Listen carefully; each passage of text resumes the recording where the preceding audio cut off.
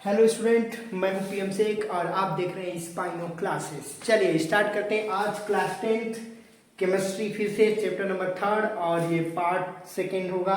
चलिए इसमें कुछ डिस्कस करेंगे। टॉपिक है displacement, non metal react with oxygen, water, acid, hydrogen, halogens. उसके बाद importance of metals, non metal और कोवैलेंट बॉन्ड के बारे में डिस्कस करेंगे। So let's start. Displacement reaction, सबसे पहली टॉपिक डिस्प्लेसमेंट रिएक्शन। ये क्या होता है भाई? Reaction, displacement reaction are the type of chemical reaction in which a more reactive element displaces a less reactive element from its compound. So चलिए लिखते हैं। The type of chemical reaction or the type of chemical reaction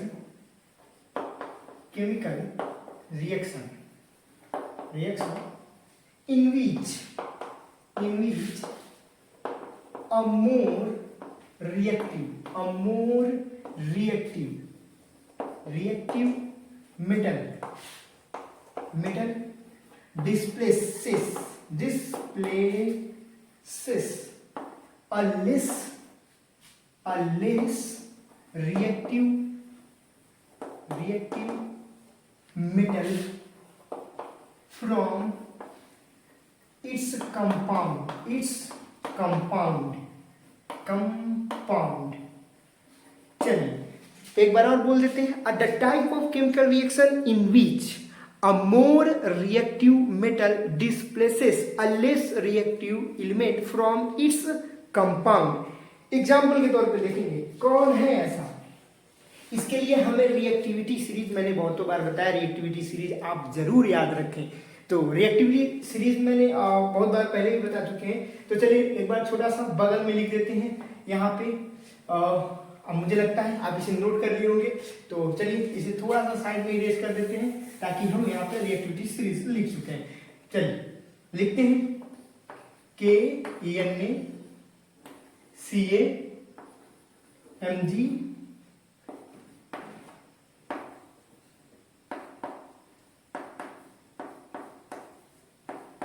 SD Cu Hg Au Pt series बन गया। Series बनने के बाद जितना ऊपर दिख रहे हैं ये यहां से लेकर के हाइड्रोजन तक, ये सब क्या करते हैं? डिस्प्लेस कर सकते हैं। बड़े भाई हैं, आपस में डिस्प्लेस करते हैं। सबसे ऊपर क्या लिखते हैं? मोस्ट रिएक्टिव और नीचे लीस्ट रिएक्टिव। जैसे जैसे हम यहां से नीचे बढ़ते जाते हैं और ये लेस रिएक्टिव बनते जाते हैं।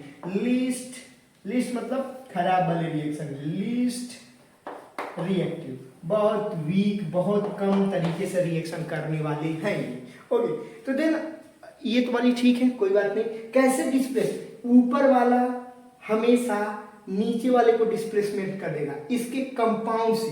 अगर ये वाला है, सपोज करें ये वाला हमेशा इसको डिस्प्लेस करेगा, इसको करेगा, इसको कर सकता है, इसको भी कर सकता है। डिस्प्लेस का मतलब हटा देगा, उसके कंपाउंड में से उसे हटा देगा। तो चलिए एग्जांपल के तौर पे देखते हैं। सबसे पहले लिखते हैं कॉपर सल्फेट CuSO4 प्लस में का पोटेशियम लिख देते हैं सबसे टॉप पे। बढ़िया, पोटेशियम सबसे टॉप पे बड़ा भाई। अरे भाई ऐसे समझें कि अगर हमारा बड़ा भाई मेहमान आया हुआ है, उनके साथ बैठ के रूम में क्या करें? बातचीत करें। और तुम ठहरे छोटे भाई, तुम्हारे जाने से क्या बड़ा भाई उठ के चला जाएगा? ना, कभी नहीं जाएगा। क्यों? क्योंकि भाई बड़ा भाई है। इसी तरह अगर तुम बैठ के बात कर रहे हो और तुम्हारा बड़ा भाई आ रहा है तो मेहमान के साथ तुम्हें उठ के जाना पड़ेगा क्योंकि वो बड़ा भाई है। उसी तरह ये क्या, कॉपर, ये पोटेशियम सबसे ऊपर है, ये रहा पोटेशियम। और नीचे कौन है? कॉपर। देखो यहाँ काफी नीचे है, तो आसानी से इसे डिस्प्लेस कर देगा, बना लेगा K2SO4 और बाहर कौन निकला? यही कॉपर निकल गया बाहर। कोई टेंशन नहीं, ये तो बहुत आसान रिएक्शन है। दूसरा रिएक्शन एक और देख लेते हैं, और कोई ले लेते हैं। मैग्नीशियम सल्फेट MgSO4 प्लस ऊपर कैल्शियम ले लेते हैं। कैल्शियम देखो यहाँ पास में ये कैल्शियम और ये थोड़ा उससे ऊपर, लेकिन कैल्शियम क्या करेगा? इसे हटा देगा, क्या बनेगा? कैल्शियम सल्फेट CaSO4 अब प्लस क्या बाहर कौन निकला Mg बाहर आ गया, सीधी सीधी बात है। एक हो गया और लिख लेते हैं, अगर हम कहें सोडियम Na2SO4 अब प्लस पोटेशियम, तो अब यहां भी रिएक्शन हो जाएगा, क्या होगा K2SO4 और बाहर कौन निकला सोडियम, ये हाँ सोडियम बाहर आ गया, कोई दिक्कत है रिएक्टिविटी सीरीज के। उसी तरह आप कोई भी पकड़ लीजिए, जिंक सल्फेट पकड़ लीजिए, वहां पे वो क्या करेगा उसे डिस्प्ले, आप अपने मर्जी से खुद बना के प्रैक्टिस कर सकते हैं ढेर सारे रिएक्शंस पे, तो काफी। फिर भी अगर कोई दिक्कत है कमेंट बॉक्स में लिखिए, तुरंत इसके ऊपर एक नया वीडियो आ जाएगा। ओके देन अगर ऐसा न हुआ, इसे आप नोट डाउन कर लें, अगर ऐसा ना हुआ यहाँ पे थोड़ा सा और लिखते हैं, एक छोटी सी बात समझने के लिए, अगर कहीं पे है कैल्शियम सल्फेट CaSO4 और बगल में कौन आया, हम कहें कि कॉपर आ गया, चलिए कॉपर भी मेटल है, रिएक्शन क्या होगा डू नॉट रिएक्ट। तो आप कंफ्यूज नहीं होंगे, अगर कॉपर रिएक्टिविटी सीरीज में ऊपर है तब तो ठीक है, लेकिन कॉपर कहाँ है नीचे है, ऊपर कौन है कैल्शियम इधर को। अब कैल्शियम क्या है मोर रिएक्टिव है एज कंपेयर टू कॉपर, इसलिए कैल्शियम को वो अपनी जगह से हटा नहीं सकता, ये रिएक्शन ही नहीं होगा। Is that clear? Okay then इसे आप नोट डाउन करें। चलिए अगली टॉपिक पे डिस्कस करते हैं। ओके बहुत ही आसान सा है। चलिए टॉपिक नंबर 2, इससे पूरा इरेज रखेंगे, इरेज कर देते हैं, आगे चलते हैं। मेटल रिएक्ट विथ मेटल, किससे कह रहा है मेटल नॉन मेटल्स। अभी हमारा सेकेंड पार्ट में नॉन मेटल की केमिकल प्रॉपर्टी छूट गई, तो केमिकल प्रॉपर्टी किसकी है non metal, chemical properties of non metal annum लिख देते हैं, नॉन मेटल, ठीक है, कंफ्यूज नहीं होना, ठीक है, जगह कम है इसलिए थोड़ा सा शॉर्ट ले लिया। अब बात करेंगे कि non metal react with oxygen, बड़ा ध्यान से देखेंगे तो चीजें बहुत ही आसानी से क्लियर हो जाएगा। नॉन मेटल कौन रिएक्ट कर रहा है, non metals react with oxygen की बात करें O2 लिख देते हैं, डायरेक्टली काम खत्म। ओके बहुत ही आसान भाषा में बताया जाए, मेटल के ऑक्साइड सभी कैसे होते हैं बेसिक नेचर के होते हैं, कुछ छोड़ के कुछ एम्फोटेरिक होते हैं, कुछ एसिडिक, तो अलग होते हैं, लेकिन नॉन मेटल के ऑक्साइड जितने भी नॉन मेटल्स हैं सबके सब एसिडिक नेचर के होंगे या तो न्यूट्रल होंगे, न्यूट्रल जिनमें कोई टेस्ट नहीं होगा, जिनका pH 7 होगा, ऐसा कुछ। तो बात करेंगे non metal react with oxygen, तो पहले हम एसिडिक देखते हैं, एसिडिक नेचर वाले कितने हैं नेचर, ठीक है। तो एसिडिक नेचर के लिए हम पहले लिखते हैं, चलिए भाई किसकी बात हो रही है नॉन मेटल, कोई भी एक बढ़िया सा नॉन मेटल पकड़ लेते हैं, कार्बन प्लस ऑक्सीजन क्या बनाते हैं कार्बन डाइऑक्साइड, ये एसिडिक नेचर का है, याद रखेंगे एसिडिक, ठीक है। Okay carbon di step second में कार्बन डाइऑक्साइड पानी के साथ रिएक्शन कर लेगा, रिएक्शन करने के बाद ये क्या बनाएगा H2CO3 कार्बोनिक एसिड बन गया भैया कार्बोनिक एसिड, एक तरह का एसिड दिखा है एसिड, भाई बड़ा ध्यान से देखेंगे इसको। ओके अगर हम कहें कि भाई ठीक है कार्बन के रिएक्शन से बन गया कार्बोनिक एसिड, ठीक है, अगर हम कहें कि अगर हम सल्फर ले लेते हैं और ऑक्सीजन के साथ रिएक्शन करा देते हैं तो क्या बनेगा सल्फर डाइऑक्साइड, कोई दिक्कत तो है नहीं। सल्फर डाइऑक्साइड अगर रिएक्ट कर लिया पानी के साथ H2O के साथ तो क्या बनेगा H2SO4 बनता है भाई H2SO4 आराम से बनेगा, ये क्या है सल्फ्यूरिक एसिड। तो आप जरा गौर फरमाइए इस बातों पे, कंफ्यूज ना होंगे। थोड़ा मैं वीडियो देख लूं एक बार, तो वीडियो सही चल रहा है कोई दिक्कत नहीं। तो आप यहां से देख लीजिए, फिर से देख लीजिए, carbon react with oxygen carbon dioxide, ये कैसा नेचर एसिडिक नेचर, बिल्कुल सही। कैल्शियम ये क्या है CO2 react with hydrogen H2 hydrogen नहीं वाटर के साथ रिएक्शन, फिर से लिख देते हैं, थोड़ा सा बाय मिस्टेक, H2O के साथ रिएक्ट कर लिया, H2CO3 carbonic acid, sulphur react with oxygen, sulphur dioxide. इसमें तो कंफ्यूजन है नहीं, आई थिंक मुझे लगता है किसी को इसमें कंफ्यूजन होना भी नहीं चाहिए। अगर हम बात कर लें कि भाई इतनी बातें तो ठीक है, तो सल्फर डाइऑक्साइड का रिएक्शन वाटर के साथ हुआ, अभी क्या हुआ H2SO, अच्छा 4 नहीं 3, ये है sulphurous acid, sulphuric acid H2SO4, ये सल्फ्यूरस, फिर से लिख दे, कंफ्यूजन तो बचाइए नहीं, सल्फ्यूरस एसिड, तो ये बन गया सल्फ्यूरस एसिड। तो अभी हमने जो देखा वो एसिडिक कैरेक्टर वाले थे, थोड़ा न्यूट्रल वाले को भी देख लेते हैं, इसे आप नोट डाउन कर लीजिए, इसे इरेज करते हैं। तो चलिए हम आगे बात करते हैं। ओके गाइस, तो मैंने अभी न्यूट्रल लिखा था, न्यूट्रल नेचर, ऑक्साइड कौन से वाले, ऑक्सीजन के साथ रिएक्शन के बाद जो है न्यूट्रल बनेंगे। तो देख लीजिए N2+O2 gives N2O, nitrogen oxide, और कौन से हमने कहा H2+O2 H2O, ये भी एक तरह के क्या है न्यूट्रल है। C+O2 गिव्स CO, ये भी क्या है, ये सब के सब न्यूट्रल हैं, याद रखिएगा न्यूट्रल, जिनका pH वैल्यू 7 होता है भाई, ध्यान रखिए, ठीक है। इसे इरेज कर देते हैं, थोड़ा जल्दी इरेज करेंगे क्योंकि ज्यादा टाइम नहीं लेंगे इसके ऊपर, ठीक है। ओके, मैं एक बार देखूं, वीडियो चल रहे हैं, ओके डन। ओके, तो अब हम बात करें, ये वाला काम तो नहीं होने वाला है भाई, वाटर एसिड के साथ रिएक्शन नहीं होने वाला, ना हाइड्रोजन के साथ हो सकता है रिएक्शन।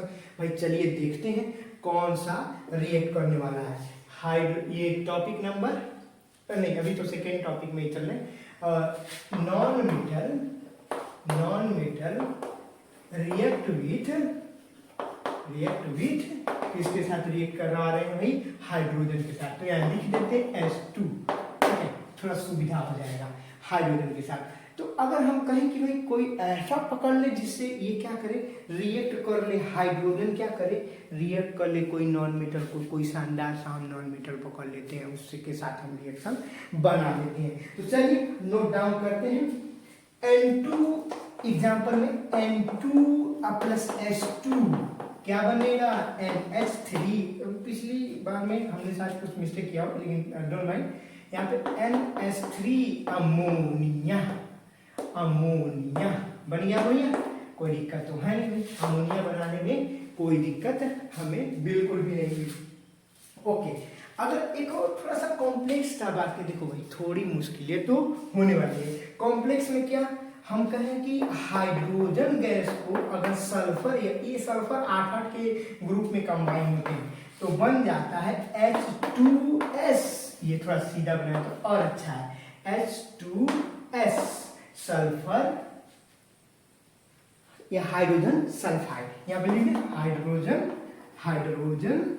सल्फाइड, ठीक है। ये बहुत ही कॉमन सा ये कह सकते कि हाइड्रोजन के साथ रिएक्शन देखने को मिलता है। अच्छा, अब बारी आती है हाइड्रोजन की। हाँ गाइस, तो कैमरा एक्चुअली बंद हो गया था इसलिए बार बार देखना पड़ता है, ठीक है। हाइड्रोजन के साथ रिएक्शन हम यहाँ पे पहले देख लेते हैं, इनको हटा देते हैं, कोवैलेंट को। Hydrogen non metals react with halogens, ठीक है। हैलोजन के साथ रिएक्शन देख रहे हैं भाई, किसका देख रहे हैं, नॉन मेटल का। चलिए पहला एग्जांपल लेते हैं, H2+Cl2 गिव्स HCl, बहुत ही आसान भाई। और कोई बढ़िया शानदार सा एग्जांपल पकड़ लेते, H2, हर बार हाइड्रोजन ही पकड़ते, इस बार P पकड़ लेते, P4+Cl2 गिव्स PCl3, ये क्या भाई, फास्फोरस ट्राइक्लोराइड है, ट्राइक्लोराइड। ओके, और क्या हो सकता है भाई, चलिए कुछ और शानदार तरीके का ले लेते हैं, P4+Cl2, भाई इसमें भी हम क्या करेंगे, सही से देखें तो PCl5, phosphorus phosphorus phosphorus phosphorus pentachloride pentachloride phosphorus pentachloride. भाई कितना बढ़िया सीरीज बना है भाई। कुछ लोगों को बड़ा मुश्किल लगता है, हर काम मुश्किल है, इसीलिए कहा कि काम करो ऐसा कि पहचान बन जाए, कदम ऐसा उठाओ कि निशान बन जाए। यहाँ जिंदगी तो सब काट लेते, जिंदगी जिए ऐसा कि मिसाल बन जाए। तो देखिए आगे देखते हैं, तब तक के लिए आप इसे नोट डाउन कर लीजिए। ओके गाइस, तो हम बात कर लेते हैं मेटल्स और नॉन मेटल्स के यूजेस के बारे में।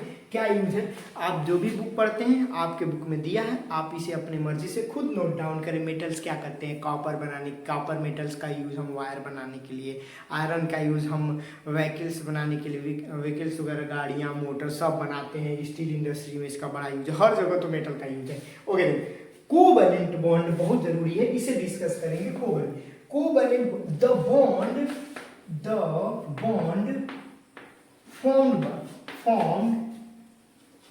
formed by the sharing of electrons, sharing of electron के शेयरिंग से दो बॉन्ड बन जाए, देना नहीं है लेना नहीं, क्या करना, शेयर पेयर ऑफ इलेक्ट्रॉन, तो उसे ही कह दिया कोवैलेंट बॉन्ड। तीन तरह के होते हैं, types of covalent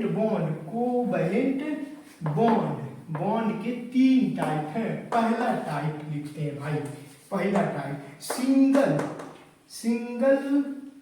covalent bond. Single में क्या, sharing of one pair of electron, sharing of, define कैसे करें, शेयरिंग ऑफ वन पेयर या single pair,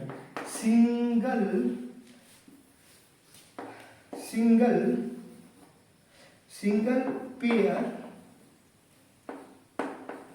of electron, single pair of electron, जैसे हाइड्रोजन बॉन्ड हाइड्रोजन। उसी तरह आप नोट डाउन कर लीजिए, थोड़ा मैं इरेज करता हूं ऊपर की तरफ। ओके, दूसरे की बात करें, double covalent bond, double covalent bond. Double वाले में क्या होता है भाई, सीधी बात है, sharing of two pairs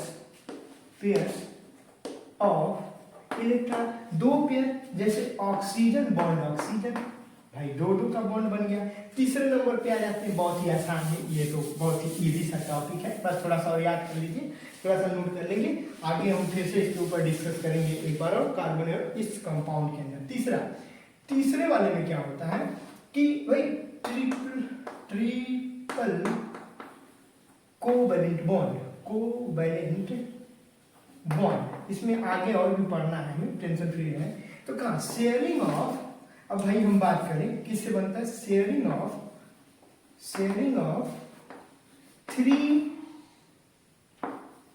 three pairs of electron, जैसे एन बॉन्ड एन, नाइट्रोजन का बॉन्ड नाइट्रोजन के साथ, तो ये ट्रिपल कोवैलेंट, इसमें शेयरिंग पेयरिंग ऑफ इलेक्ट्रॉन्स। तो चलिए, वीडियो कैसा लगा कमेंट बॉक्स में लिखिए, और किसी तरह का सवाल हो तो आप जरूर कमेंट बॉक्स में पूछ सकते हैं। तब तक के लिए कीप वॉचिंग।